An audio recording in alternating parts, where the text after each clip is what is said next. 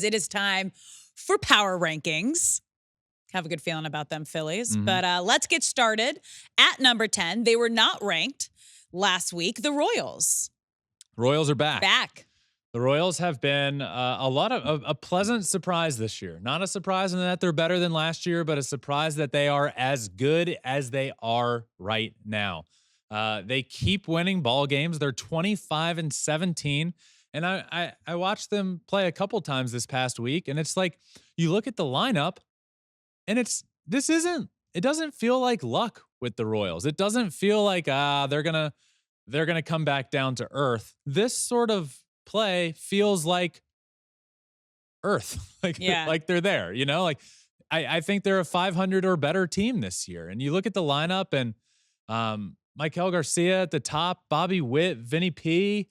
They're exciting. Salvi, like the top 4 or 5 guys in this lineup are legitimately a lot of fun to watch. A totally revamped rotation. So yeah, the Royals aren't no fluke so far this year. I believe in them as a team.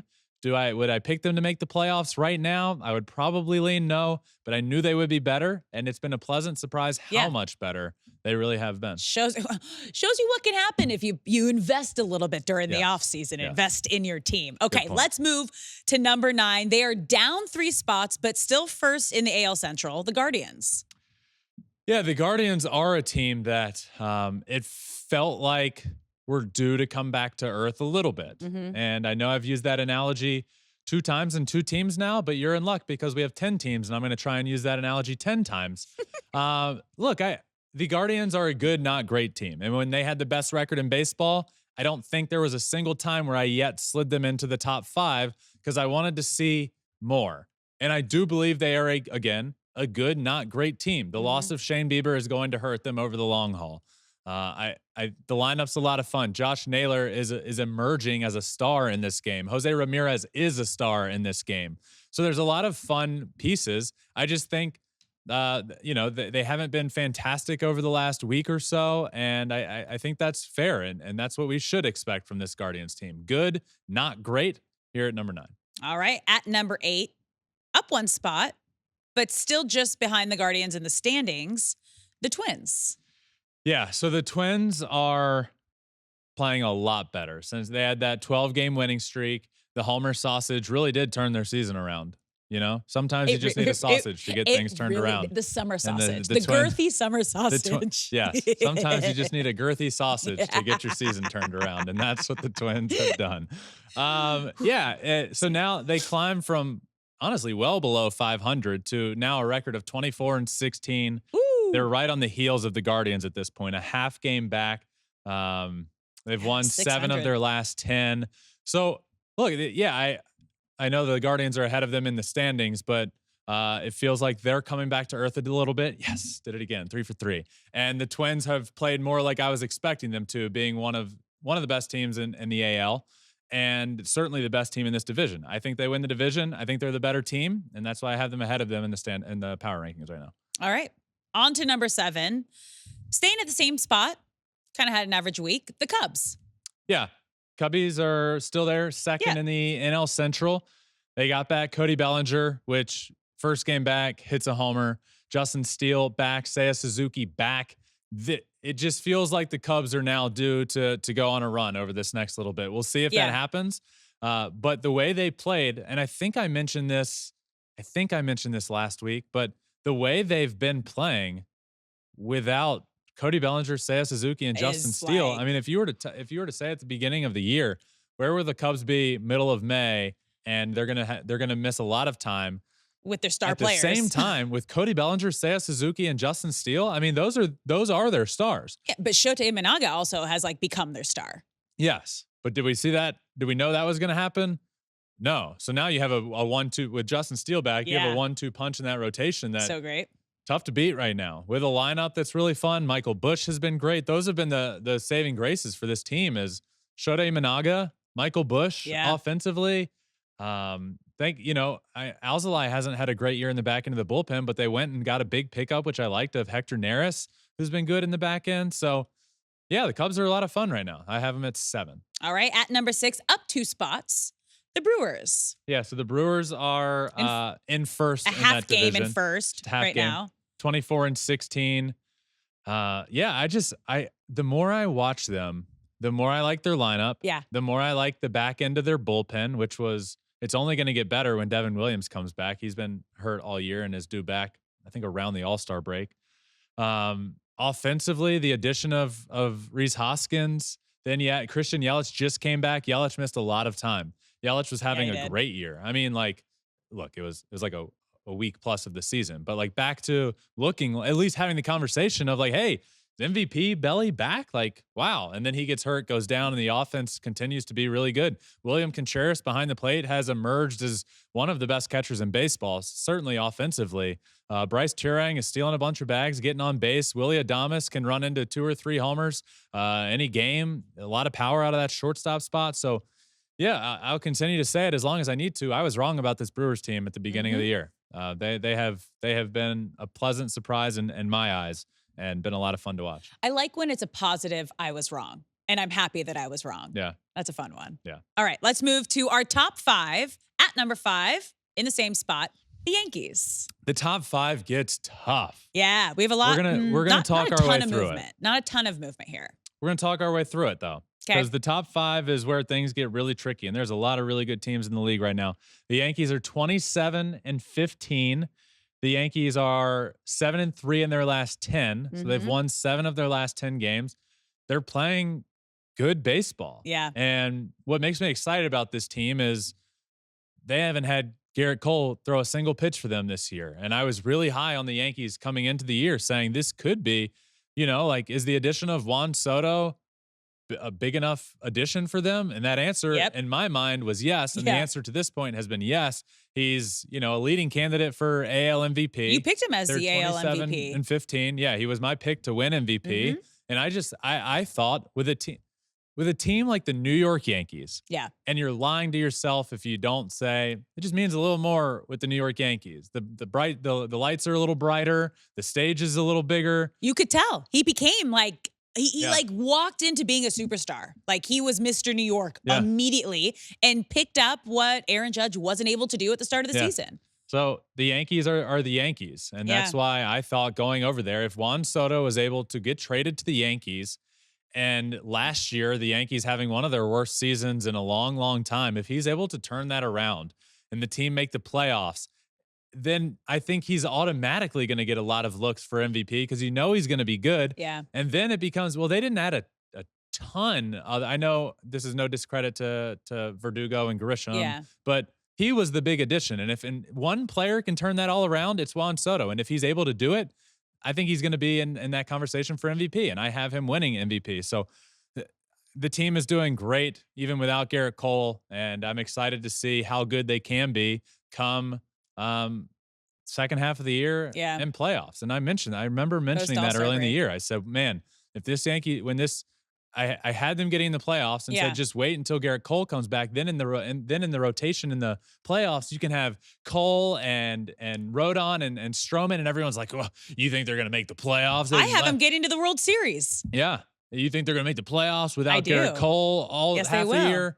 That answer in my mind was yes. We were both high on the Yankees. I feel great about them now, but they're here at 5 because there's a lot of really good teams out there. There's a lot of really good teams and not a lot of movement. So still at number 4, the Braves. Yeah. So the Braves are, Braves entering Sunday had won 4 games in a row, 24-12.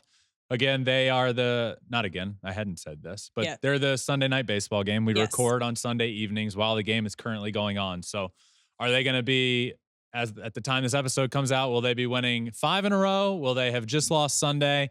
Well, you'll know when you're listening, but I do not at this current moment. And I have them at number 4. They went on a bit of they weren't playing up to their potential, slid them down the power rankings a little bit to 4.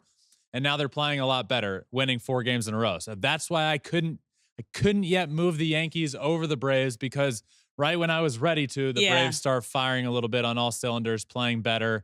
And so I kept them here at 4. Right? Okay. That's where they were last week. That's where they were last week. And same with number 3. The Orioles are still at number 3. I think the Orioles are the best team in the AL East. I think the Orioles are the best team in the American League.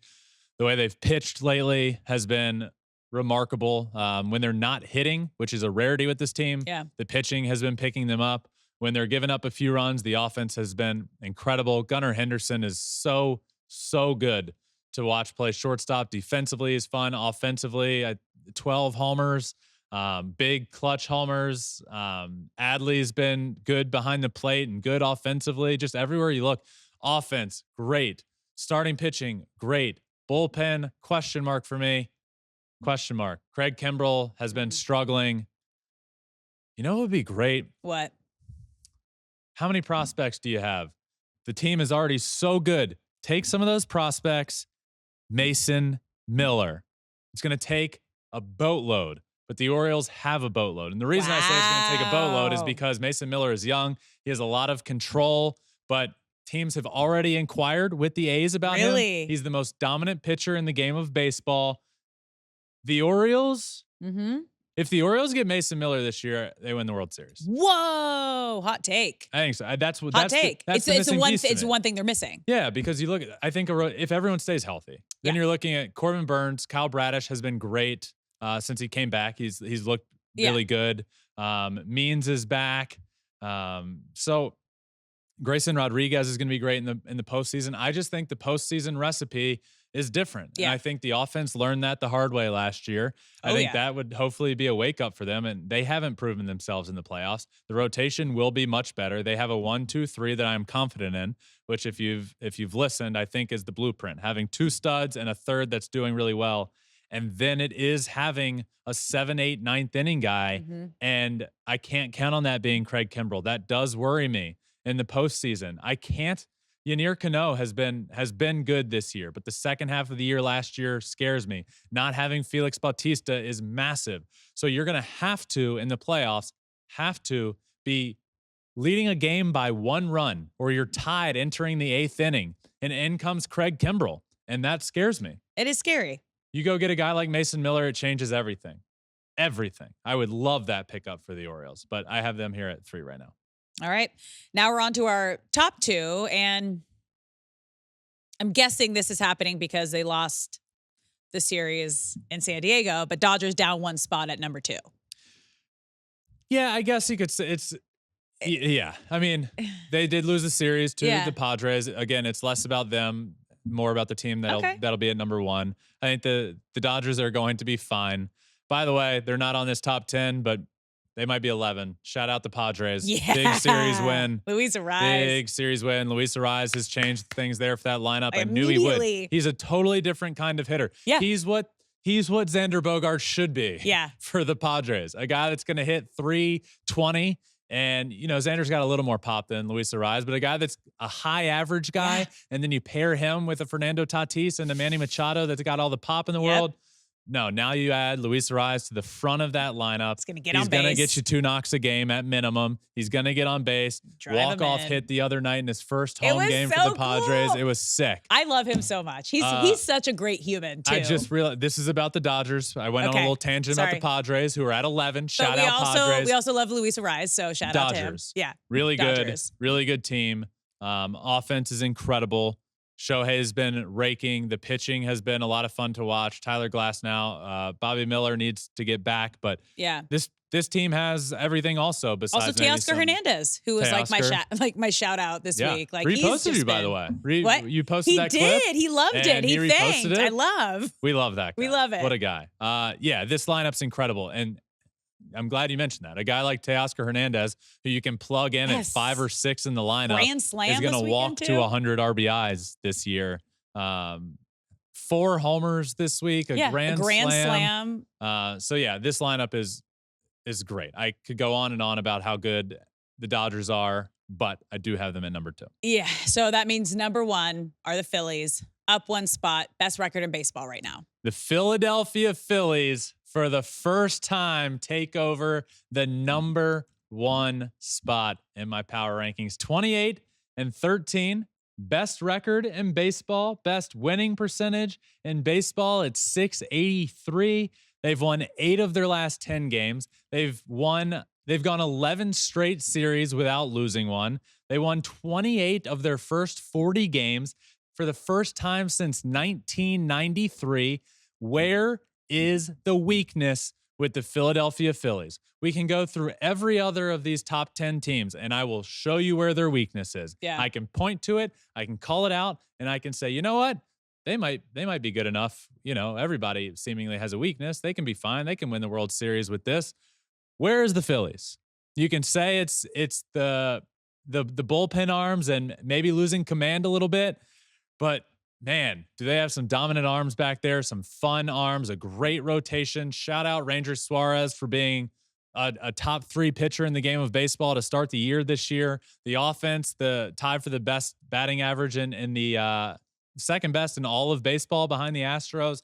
They do it all. I love this Phillies team. I have them to win the World Series. And for the first time this year, I am moving them up to the #1 spot in the power rankings, the Philadelphia Phillies. So 10 through 1, we go Royals, Guardians, Twins, Cubs, Brewers, Yankees, Braves, Orioles, Dodgers, and the Phillies round it all out at #1. Thanks for watching. If you like catching up on the latest news around Major League Baseball, weekly interviews with Atlanta Braves legend John Smoltz, and your favorite MLB players, make sure you hit that subscribe button.